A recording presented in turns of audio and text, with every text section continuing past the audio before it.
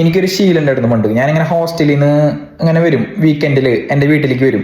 അങ്ങനെയല്ല, ഞാൻ തൃശ്ശൂർ പാലക്കാട് പഠിച്ചിരുന്നത്. അപ്പം എനിക്ക് തൃശ്ശൂർക്ക് എൻ്റെ വീട്ടിലേക്ക് എല്ലാ വീക്കെൻഡും വരാൻ സത്യം പറഞ്ഞാൽ എളുപ്പമാണ്. പക്ഷെ ഞാൻ എത്തുമ്പോൾ ഒരു 9:30 ഒരു 10 മണിയൊക്കെ ടൈം ആവും. കാരണം അവിടെ നിന്ന് 5 മണിക്ക് കോളേജും കഴിഞ്ഞിട്ട് ഞാൻ പാലക്കാട് നിന്ന് ബസ്സിലാണ് വരല്. പിന്നെ ഒരു 5th ഇയർ ഒക്കെ ആയപ്പോഴാണ് ഞാനത് ബൈക്കിന് അയക്കി തുടങ്ങിയത്. പക്ഷെ അതിന് മുന്നേ ഞാൻ ബസ്സിലാണ് വരല്. അങ്ങനെ തൃശ്ശൂരിൽ നിന്ന് തളിക്കുളത്തേക്കുള്ള ബസ്സിൽ ഞാനൊരു പുള്ളിക്കാരനെ കണ്ടു. ഈ പുള്ളിക്കാരൻ എന്ന് പറഞ്ഞു കഴിഞ്ഞാൽ എൻ്റെ അടുത്ത് വന്നിരുന്നു, സംസാരിച്ചു.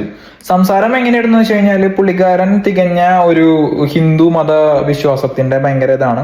എനിവേ, ഞാനും ഹിന്ദു മതത്തിന്റെ ഒരു ഫോളോവറാണ്. ബേസിക്കലി ഞാൻ അമ്പലത്തിൽ പോകുന്ന ഒരു വ്യക്തിയാണ് എന്ന് കരുതി എൻ്റെ എന്താ പറയാ, ഞാനൊരു തീവ്ര ഹിന്ദു അങ്ങനത്തെ ഒരു സംഭവം ഒന്നല്ല. എനിക്ക് ഞാൻ പറഞ്ഞിട്ടുണ്ടല്ലോ, എൻ്റെ ഒരു പേഴ്സണൽ പോയിന്റ് ഓഫ് വ്യൂ എന്ന് പറഞ്ഞു കഴിഞ്ഞാൽ മതം എന്ന് പറഞ്ഞു കഴിഞ്ഞാൽ ഞാൻ ദൈവത്തിലേക്കുള്ള ഒരു മീഡിയം ആയിട്ട് കാണുന്നത്. അത്ര കാണേണ്ട ആവശ്യമുള്ളൂ മതം. അത്രയ്ക്കേ നിനക്ക് നിന്റെ ലൈഫിനെ മതം സ്വാധീനിക്കുന്നുള്ളൂ. മതം ഒരു ക്യാപ്സ്യൂളായിട്ട് വിഴുങ്ങേണ്ട യാതൊരു ആവശ്യം നമുക്കില്ല. ഫസ്റ്റ് ഓഫ് ഓൾ ഓക്കെ, ഞാൻ ഈ വിഷയത്തിലേക്ക് വരാം, കൂടുതൽ നീട്ടുന്നില്ല. അപ്പോൾ ഈ പയ്യൻ എൻ്റെ അടുത്ത് വന്നിട്ട്, ഞാനൊരു ക്രിസ്ത്യൻ പള്ളി എത്തിയപ്പോൾ ഞാൻ എന്ത് ചെയ്തു വെച്ചാൽ ജസ്റ്റ് ഇങ്ങനെ ഒന്നൊരു കുരിശ് വരച്ചു. അന്ന് എനിക്ക് അങ്ങനെ ഒരു സ്വഭാവം ഉണ്ട്. കാരണം വെച്ച് കഴിഞ്ഞാൽ ദൈവമേ പരീക്ഷ എഴുതിയുണ്ട്, ഒന്ന് പാസ്സാവണേ. അപ്പൊ ഞാൻ ദൈവത്തിൻ്റെ ഒന്നും നോക്കാറില്ല. അതിപ്പോ ക്രിസ്തു ആണ് അല്ലെങ്കിൽ നബിയാണ് അങ്ങനെയൊന്നും ഞാൻ നോക്കുന്നില്ല. ഞാനത് കാണുമ്പോൾ ദൈവമേ എന്നെ പാസ്സാക്കി തരണേ, ഇതാണ് ഞാൻ അവിടെ പ്രാർത്ഥിച്ചത്.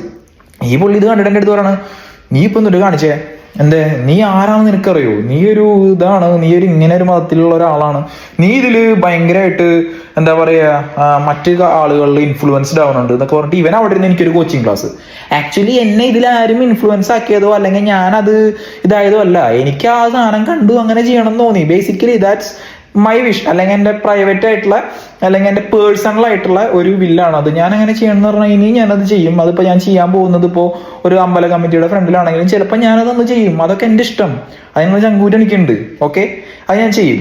അപ്പം ഞാൻ ചിന്തിക്കുന്ന കാര്യം എന്ന് പറഞ്ഞാൽ എന്തുമാത്രം വിഷം ആണ് ഇപ്പൊ ഒരു ഹിന്ദു മതം എന്ന് ഞാൻ പറയുന്നില്ല, മുസ്ലിം മതത്തിലാണെങ്കിൽ ഇപ്പൊ മതം എന്നൊരു സംഭവം നമ്മളെ പഠിപ്പിക്കുന്ന ആളുകൾ നമ്മളിൽ ഇൻജക്ട് ചെയ്തു തരുന്ന എത്രത്തോളം വിഷമാണെന്നൊന്ന് ആലോചിച്ച് നോക്കുക. കാരണം വെച്ച് കഴിഞ്ഞാൽ അപ്പൊ അവര് ചിന്തിക്കുന്നത് നിന്നത് ആരോ പഠിപ്പിച്ചു, അല്ലെ, എന്നെ ആരും പഠിപ്പിച്ചല്ല, ഞാൻ എൻ്റെ സ്വന്തം ഇഷ്ടത്തിന് ചെയ്തതാണത്. ഓക്കെ, അപ്പൊ ഇങ്ങനെയുള്ള കാര്യങ്ങളൊക്കെ ജനറലൈസ് ചെയ്ത് മറ്റുള്ള ആളുകളിലേക്ക് എത്തിക്കലാണ് ഇതുപോലുള്ള നാറിയ സിനിമകൾ അഥവാ കേരള സ്റ്റോറി 2 പോലുള്ള സിനിമകൾ കൊണ്ട് ഉദ്ദേശിക്കുന്നത്. നമുക്കൊന്നും അതിൽ നിന്നും കിട്ടാനൊന്നുമില്ല ഗൈസ്. നമ്മൾ അതിൽ നിന്നും ഒന്നും മനസ്സിലാക്കേണ്ടതുമില്ല, ബെനിഫിഷ്യൽ ആയിട്ട് ഒന്നുമില്ല. ഇപ്പൊ എന്തായാലും അതിന് വലിയൊരു സ്റ്റോറി ലൈനും ഇല്ല, വലിയൊരു മേക്കിങ്ങും ഇല്ല, ഒരു കിണ്ടിയില്ല. പിന്നെ നമ്മളത് കാണാൻ കയറുന്നത് എന്തിനാ വെച്ച് കഴിഞ്ഞാൽ എന്താണ് അതിലുള്ളത് എന്നുള്ള ഒരു ആകാംക്ഷയ്ക്ക്.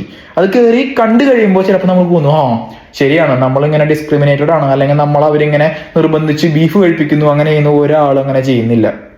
നീ കഴിക്കുന്നുണ്ടെങ്കിൽ നിനക്ക് ഇഷ്ടമുണ്ടെങ്കിൽ നീ കഴിക്കുക, ഇല്ലെങ്കിൽ നീ കഴിക്കണ്ട, വിട്ടേക്ക്. അതെന്തിനാടോ വേറൊരാളുടെ തലയിൽ മണ്ടയ്ക്ക് ആ കുറ്റടിച്ചേൽപ്പിച്ചിട്ട് വലിയ ആളാവും നമ്മള്. അങ്ങനെയൊക്കെ ചെയ്ത് കഴിഞ്ഞാല് നിങ്ങൾക്ക് തോന്നുന്നുണ്ടോ നമ്മുടെ നാടിന്റെ അടിത്തറ പോകുന്നു? ഇപ്പോഴും നമ്മുടെ നാടിന്റെ ബേസിക് ആയിട്ടുള്ള ഡെമോക്രസിയിൽ വിശ്വസിക്കുന്ന ഒരു സമൂഹം ഇപ്പോഴും വളർന്നു വരുന്ന യുവതലമുറ അങ്ങനെയാണെന്നാണ് ഞാൻ വിശ്വസിക്കുന്നത്. അപ്പൊ അങ്ങനെ തന്നെ ആവട്ടെ.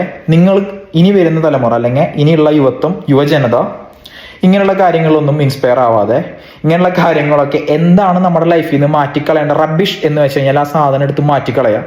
എന്നിട്ട് നമ്മൾക്ക് വേണ്ട രീതിക്കുള്ള ആവശ്യമുള്ള സാധനങ്ങൾ മാത്രം നമ്മൾ ഗ്രാബ് ചെയ്യുക. ഓക്കെ, അത്രയ്ക്കുള്ള ആവശ്യം നിങ്ങൾക്കുള്ളൂ. Okay guys.